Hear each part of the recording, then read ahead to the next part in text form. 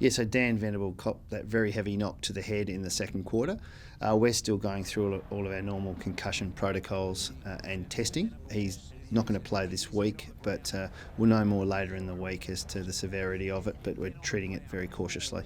Tom Hickey was very brave. The ankle injury he sustained was quite significant, but with some medical help was able to get back onto the ground and play a pretty significant role for us as the game wore on in the ruck there against Max Gorn. But that ankle injury, it's really quite significant, and we expect he'll probably miss 1 to 2 weeks with the sprain.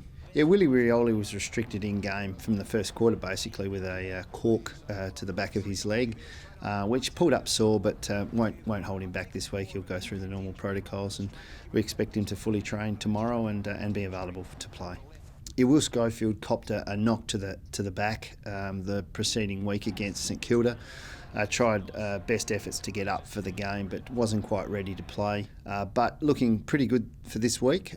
He'll go through some more tests tomorrow at training, at main training, and we expect he'll come up and play. Yeah, Jared Brander had an unlucky incident at training actually, where he just had a low-grade hamstring awareness, which ended up being a strain. So we kept him out of Thursday's game against East Perth.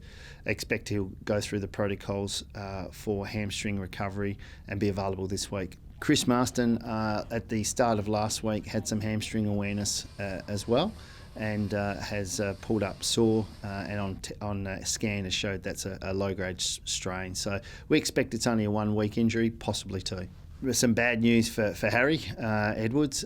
He's had a terrific year to date for us, going well, but unfortunately suffered some mid-foot awareness over the last couple of weeks, which we had tested by way of scan, and there's some bone stress that we're going to have to manage. So we're adopting a very cautious approach with Harry being a first-year player, and he'll be out for at least the next 3 or 4 weeks in a boot, and then we'll assess his return to play from there. With Tom Barras, we had a bit of a milestone last week and into this week. He started doing some running in the gym, which was good, and has pulled up really well from both those efforts. We expect later this week or next week we might be able to progress onto some on-ground running. So we've turned the corner with Tom, and it'll be a slow build from here, but we're on the positive track.